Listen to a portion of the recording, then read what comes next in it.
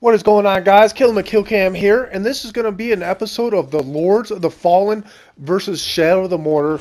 I'm going to show you guys both games side by side, a clip from each game, and I'm going to tell you what I think about each one of them, and I'm going to give my opinion on whether or not you should buy each one of these games, and a general overview. So here it is, guys. This is gonna be the Shadow of the Fallen, and you know what? I no, it's not Shadow of the Fallen, Lords of the Fallen. Uh, and I decided to pick these two games to compare because a lot of people on my friends list and a lot of people on Twitter asking me how this new Lords of the Fallen is. It just came out on Tuesday the 28th, and the only other game that I have to compare it to that's similar is Shadow of the Mordor. They're both third person. Where you're a character in the medieval times and you're fighting against like ghouls and fucking other little creatures, as you can see. So now here it is. This is going to be the Lords of the Fallen, and you see my character is very, very heavily armed. He's got a lot of armor on. He's got this great big huge fucking hammer, and he's swinging it around very slow, and that has seemed to be the theme of the game. They're just very slow. The character is very clunky. And I did play the guy with the sword. I didn't do the guy with the dagger. There's three different characters that you can choose from. You got this dude with the fucking sword, you got this dude with the fucking hammer, and you got this dude with a fucking dagger, or a double dagger. I don't know what the fuck it is. But the dude with the dagger seems like he doesn't have as much armor. He's probably a lot easier to kill, but he probably moves a lot faster than this guy here. The guy with the sword and the guy with the hammer, they seem to move the same. Both weapons, the sword and the fucking hammer, they're very, very heavy weapons, and you're wearing very, very heavy armor. So on both characters, you're moving around very slow, and you're swinging your weapon very slow. And that was one aspect of the game that I didn't like very much. You see here, these guys, these little ghouls, they're very easy to kill. Very rarely will you probably ever die from those fuckers, unless you just suck. And then you got these guys here, you got a spell, you can throw down like a fiery image of yourself that's going to distract the enemy. And then you can get behind them and hit them with your fucking hammer. And same as the sword, you can hit them with your sword.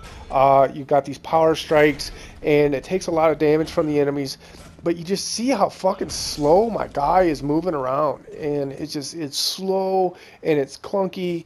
And when I rate a game, I like to rate it on the playability, and the playability being the fun factor. How fun is a game to fucking play?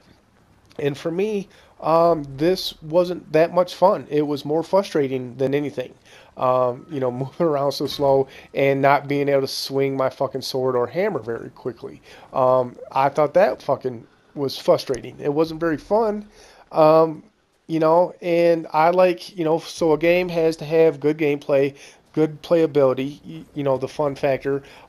It needs to have good plot, a good story. It needs good cutscenes. Here's a cutscene here. And, just like in any other game, I guess, but this one you can choose your dialogue, which is a plus. I'll say, choosing your dialogue is a plus. I've seen it in other games. They don't have that in the Shadow of the Mordor. But the dialogue in Shadow of the Mordor is so good that they don't need you to choose what you want to say. They just say it for you, and because it's good. What they had in mind to say was good enough. You didn't need to choose what you needed to say. So with that being said, this is like a little boss at the end of this level here, and he was extremely difficult. I'd never beat him. This is as far as I got in the game. And after I died from this guy, I decided that I just had enough with this game. I said about a year ago that I was going to quit playing games that made me angry. I went through a year of my life playing Call of Duty and being angry every single day that I played a video game. And I fucking watched these YouTube videos like, you got the El Presador and JD from New York. These guys have made a living raging at fucking Call of Duty. And I just don't understand why the fuck you can fucking play a game every single day if all you're ever going to do is get pissed off and fucking be mad all the fucking time. You're supposed to fucking play a game and you're supposed to have fun. That's what I want to do. I want to put in a video game game and I want to have fun. And then while I'm having fun, I like to enjoy the video game by having a good plot, a good story, good cutscenes. You know, and I want to know what the story's about. I want to know what's going to happen or what's happening. You know, when you put in Shadow of the Mordor, you knew right away what the story was, partly due because it was the Lord of the Rings, but then the cutscenes show you what was fucking going on in the story and told you what the story was about. You know, and then when I'm playing a game, I want it to be fun. I want to have fun while playing a game. Where this game, I just had a fucking lot of frustrations playing this game very early in the game. Like as soon as you got done picking your character, you went through the first cutscene, you got to the monastery, right away there were characters just like this guy here that was very difficult to beat. And I don't mind difficult games. You know, I played all the way through fucking Killzone Shadowfall on the Elite mode, which is, you know, you only get 3 lives, and it's set on the hardest difficulty, dude. And anybody that's played Killzone Shadowfall Elite mode knows that it's very difficult. You know, you got like chapters 7, 8, 9. Chapter 7 specifically, where there's like huge fucking hordes of enemies coming at you that's very difficult to beat.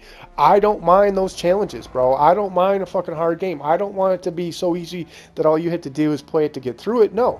But I don't want to fucking just pop in a video game first thing, and as soon as I'm done with the very first cutscene, after choosing my fucking character, I have to go into a situation where I'm dying before I can even make it up the fucking steps. And that's what happened in this game here, bro.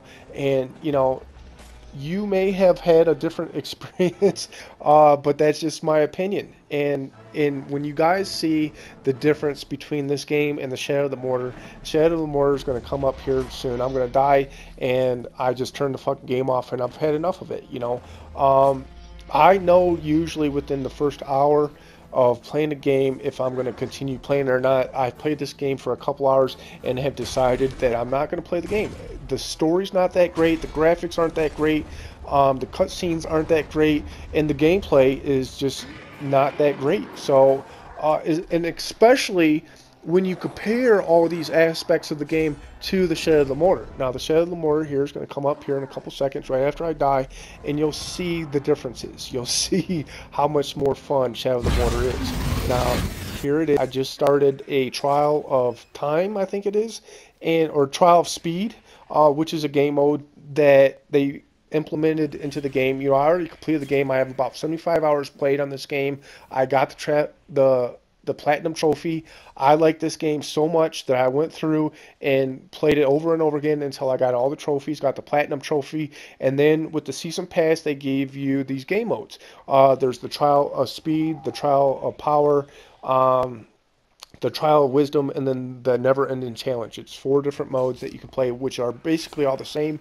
It's just that you have to get a better score and a better time each time you play them. And when you do the whole playthrough of each one, then on each one you get to get put on a fucking leaderboard. And, you know, for example, I played through all of them, and then when you get a certain score in a certain amount of time, then you can either get on the general leaderboards, which is everybody in the world that's played this game, or an elite leaderboard with the, you know, the certain score in a certain amount of time. So you have to beat the objective within a certain amount of time with a certain score to get on the elite leaderboard. So every time you play the game, you're constantly trying to one-up yourself and then do better than your friends and then do better than other people on the leaderboard. Then other than that, man, you look at the fucking graphics, you look at these cutscenes, you look at the dialogue, the story. It just, this game has it all except multiplayer. Dude, if this game had a co-op mode and a multiplayer, then I would rate this game a fucking 10 out of a 10.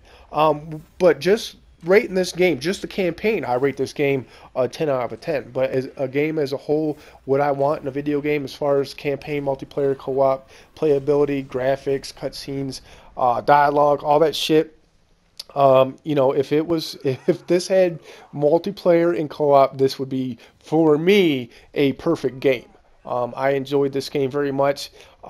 Again, the fucking playability is there, the fun factor's there, the graphics are there. You know, you're gonna see here in a few minutes, you know, how I'm just gonna go on a fucking terror spree. I'm gonna go around cutting motherfuckers' heads off like his, and you know, you got the Shadow Strike ability that you unlock while you do the campaign. You're gonna see me do it here in a second, and I'm just gonna go through and I'm just gonna fuck motherfuckers up, dude. And I could do this for hours on end.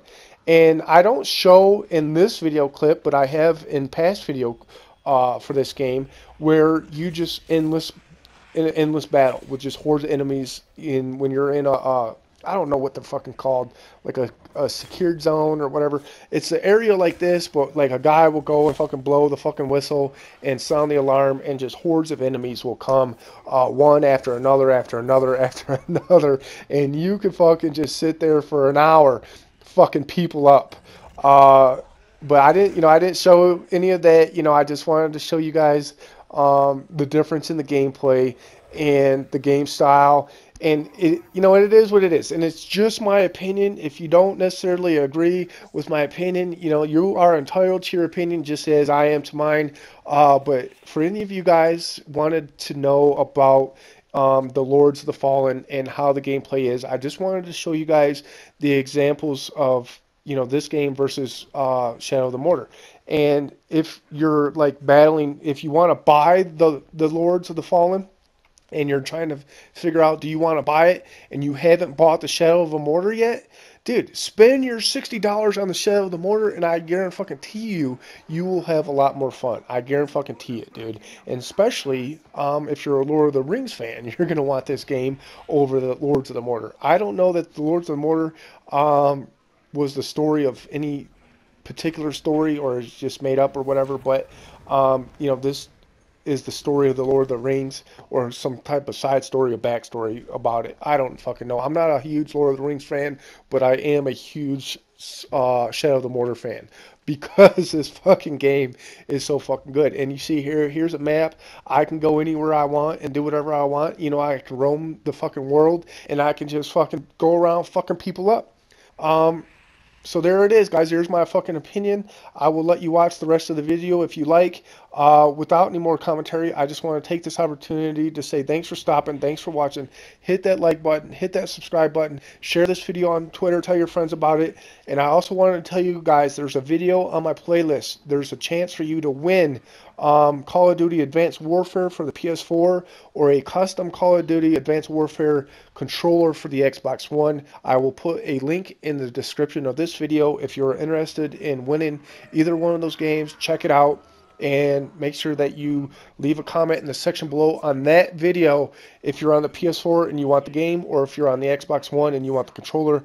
Just be sure that you are subscribed to my YouTube channel and follow me on Twitter at Killamckillcam.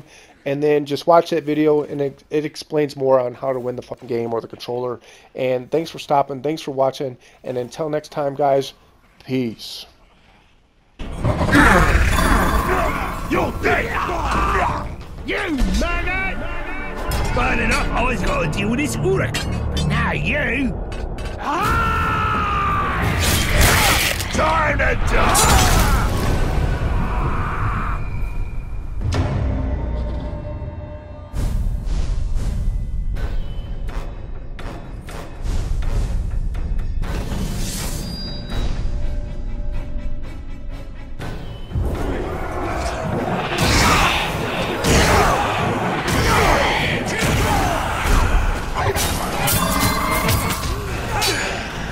On the bridge!